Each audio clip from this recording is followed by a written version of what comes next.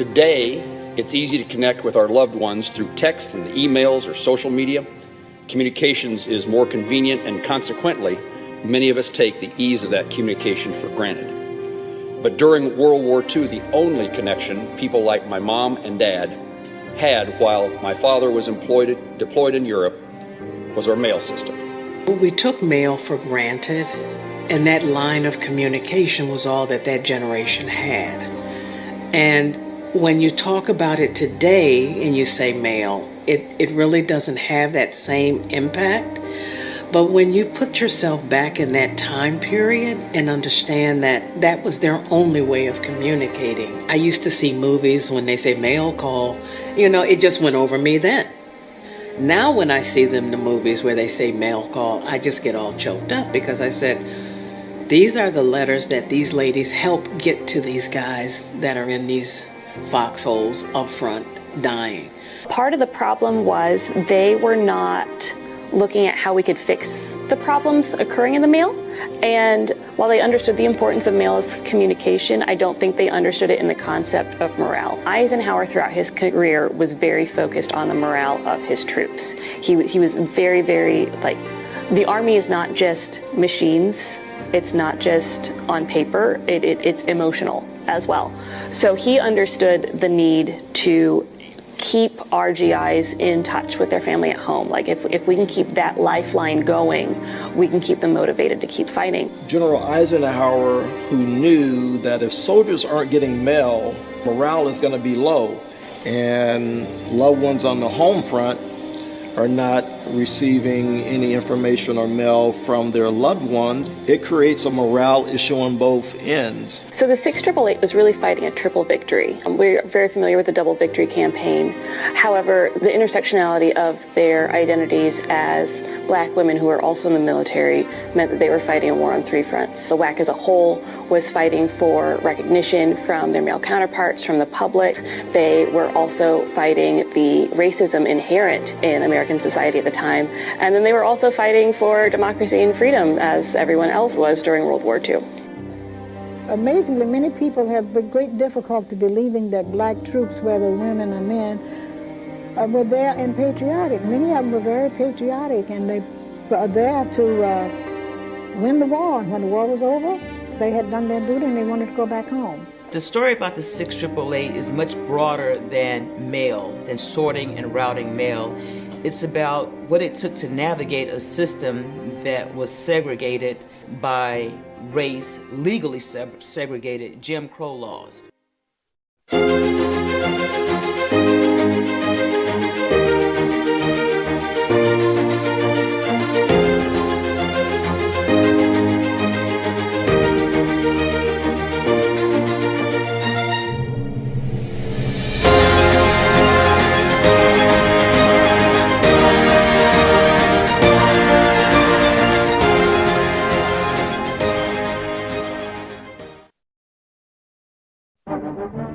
She needs no introduction. The ever-present autograph seeker, and Mary McLeod Bethune is gracious. Mrs. Bethune is off to the San Francisco conference as a special consultant.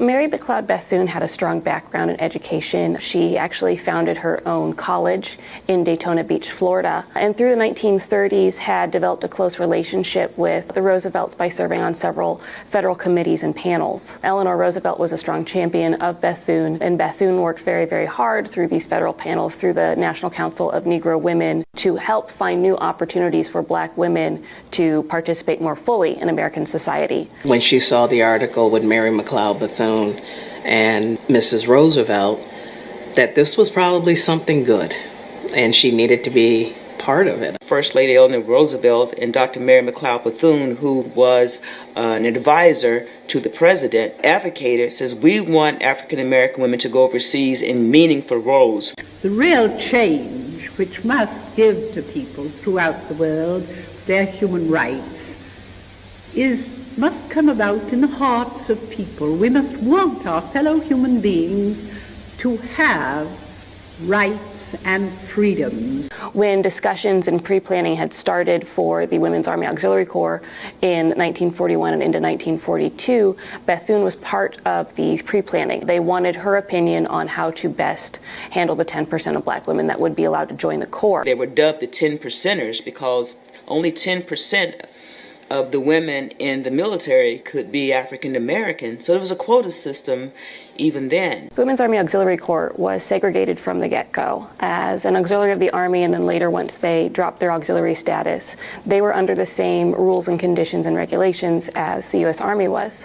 Due to a 1920s study by the Army War College, the study of the employment of Negro troops, there was a cap set on the total percentage of how many black members of the Army there could be, and therefore also the WAC. And this cap was set at a proportional relation to the population at large of 10.6%, and it was more commonly called the 10% rule. So as we have the first WAC training classes starting in July of 1942, we have 440 women going to these training classes. 400 of them are white WACs, 40 of them are black WACs. And one thing about the 688, it was designated as African American, but there was a lot of ethnicities, had Afro-Latina, Afro-Caribbean, and you had biracial women, but they had to check the black box because of the one-drop rule.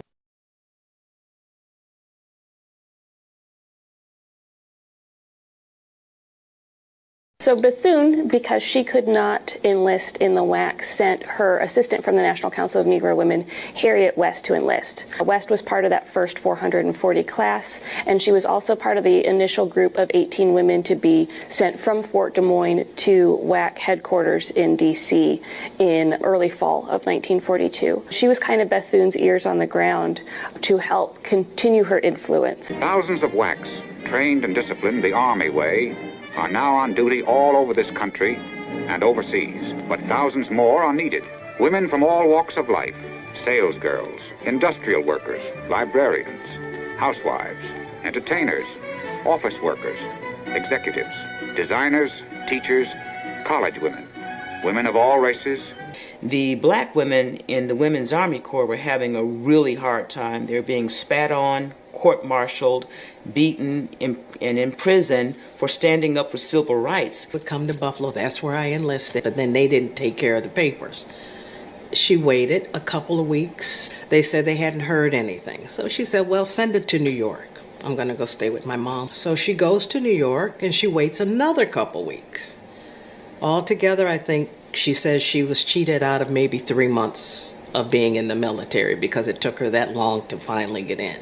But when she was in New York, she goes down to the enlisting office. They have no papers. They don't even know what she's talking about, but they said you can enlist here. And within a week, they sent her papers telling her to report. Strangely, I applied from South Carolina, but I went in from Columbus, Ohio, because the Army didn't answer me fast enough, and I went on back to graduate school. Segregation was not universal in the United States at this time. It really was not as universal in the North. And one of the most famous accounts of finally hitting this segregation in the Army is from Charity Adams Early, and she discusses in her autobiography that she enlists in Ohio because she's attending Ohio State University at the time, and she boards the bus there, and everything's fine, fully integrated from the bus to the train. And then once they get to Fort Des Moines, Iowa, even though Iowa is considered a free state, it was part of the North. As soon as they get on base, they are immediately segregated, and all of the black women are sent to one side of the room and all the white women are sent to the other side of the room. When we all jumped out of those trucks at Des Moines, at the back of those trucks, we were marched into a staging center, a reception center, I guess it was. We had to learn the terms. The reception center, and the first thing that took place was literally a shock to us. There had been 25 of us who had traveled together from Columbus, Ohio, and an officer came in and asked if the colored girls would move over to some seats he had way over in the corner. While they are at Fort Oglethorpe for overseas training, she was warned ahead of time by her XO, Abby Noel Campbell. Her unit had been moved from Camp Forest down to Fort Oglethorpe, and she said, hey, We're in the Jim Crow South here at Fort Oglethorpe. The post commandant is not the most friendly, like we have to stay above reproach. That was the main place that she talks about, is Fort Oglethorpe, and then going through Washington, D.C., and encountering her first, what she considered her first-hand experience with the racial discrimination when they asked the white gentleman that was sitting with them in the back to leave the area and go to the front. And he couldn't understand what was going on, and she was just kind of shocked. One veteran in Arizona talks about when she got on the train and the white officers had to separate from the black officers. They didn't change trains, they just made them, they said, we're now in Washington. The white people have to sit up front, and remember the signs that say white and black. If you get off to get something, the water fountain for whites and the water fountain for blacks, just reminding them of the rules because you're heading south.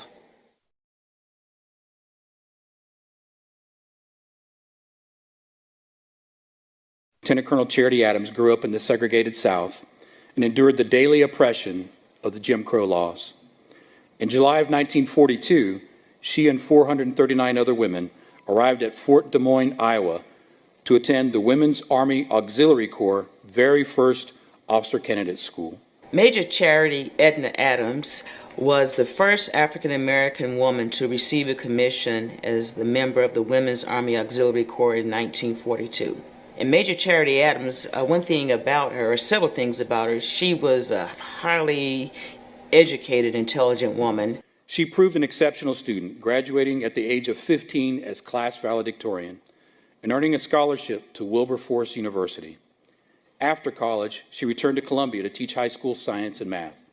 It was just on paper so amazing. And because of her graduate school background, she also had a strong background in teaching, because you teach your way through graduate school. That made her the perfect training officer. So at 26 years old, she was selected to be a battalion commander. Battalion commanders now are in their 40s. They've been in the military probably about 15, 16 years. So a 26-year-old woman selected to lead a group of 855 African American women overseas on an unknown mission.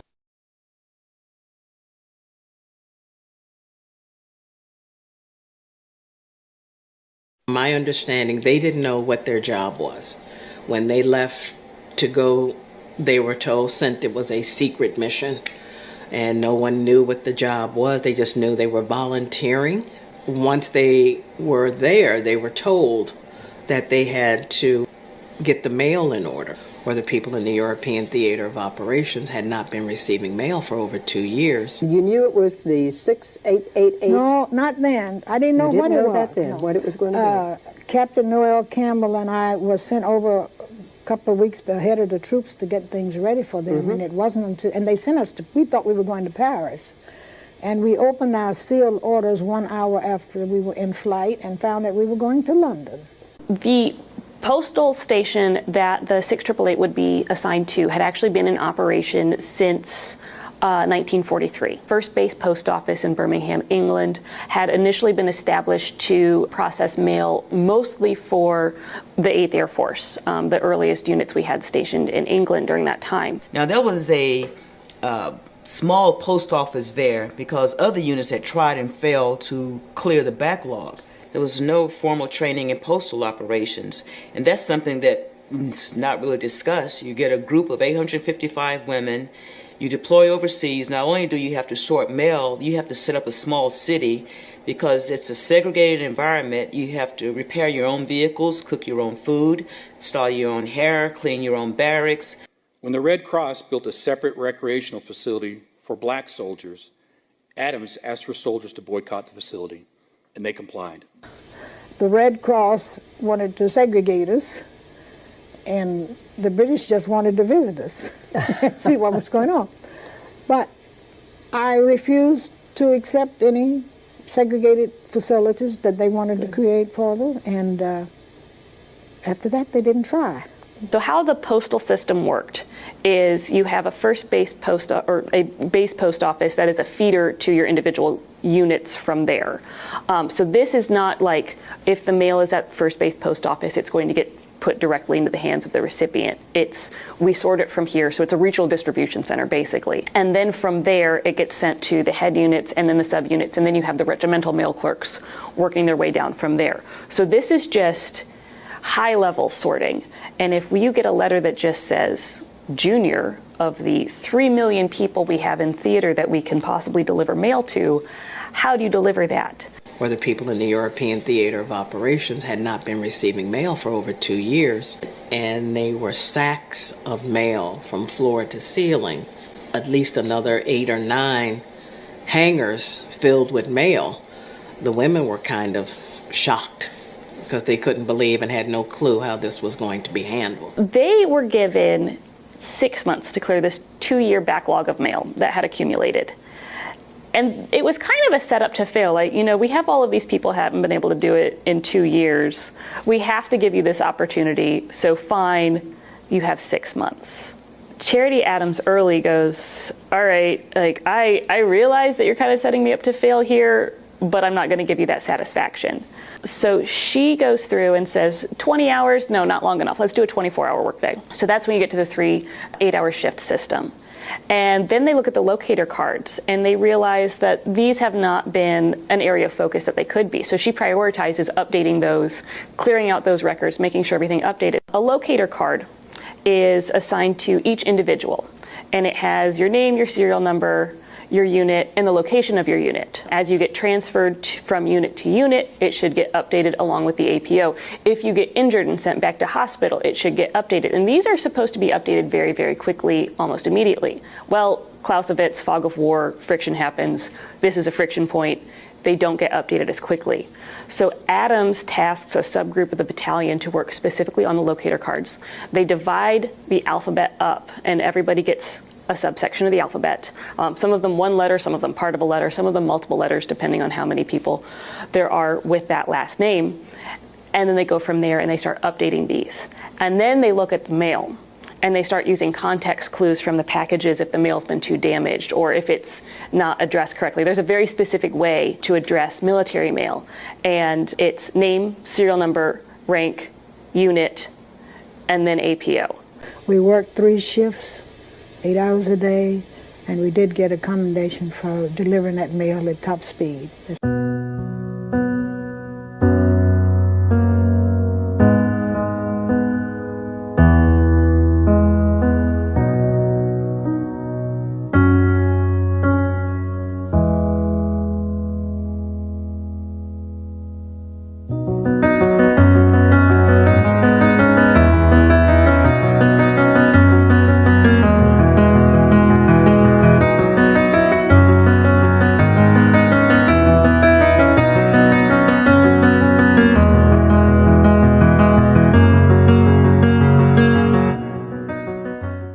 Received this afternoon a message from the Japanese government in reply to the message forwarded to that government by the Secretary of State on August 11th.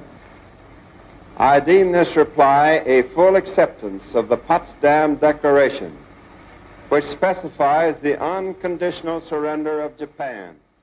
The 6888, after doing great things in Europe to improve the morale of the troops there, came home to Jim Crow America. Well, when World War II ended and she returned home from France, and because she couldn't sign up in Niagara Falls, she had to sign up in New York, they gave her a subway token to get home. But the 6888 came home to mixed greetings. Much like some of their other WAC counterparts, they are looked down upon by GIs who maybe thought they deserved the opportunity to go overseas. And then they also have the inherent racism of mid-20th century America on top of that. So it was not the warm, cheering welcome that you think of when you think of the end of World War II. There was no big ticker tape parade for them. They were demobilized, they were given their discharge papers, and they were sent home to kind of fend for themselves from that point on. I want them to be heard and be seen. I just want people to know that they left their homes, they left their families to go do a job that they had no idea they were going to be doing, And they did it, and they did it very well, wanting to help their country and help not only their country, but to help, and wanted to be respected. I think the morale shift that they enacted, because they were able to clear this backlog and able to streamline so much of the mail services, really did positively impact the end of the war, helped move it along faster, helped re-energize our forces to achieve victory. And I just wanted her legacy to stand, that these women stood for something.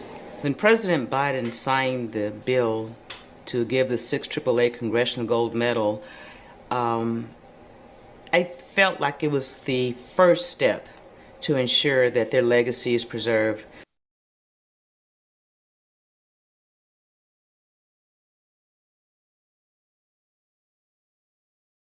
The passage of the 6888 Congressional Gold Medal Act. The passage of this legislation is long overdue and will award the Congressional Gold Medal to these brave women of the 6888 for their devotion to duty, military service, and their extraordinary efforts to boost the morale of personnel stationed in Europe during World War II. No, I'm never satisfied. I'm content but not complacent.